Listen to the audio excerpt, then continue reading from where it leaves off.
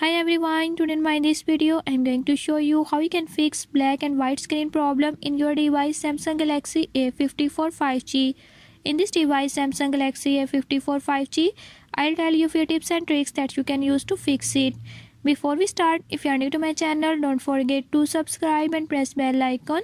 Watch complete video and learn how you can do it.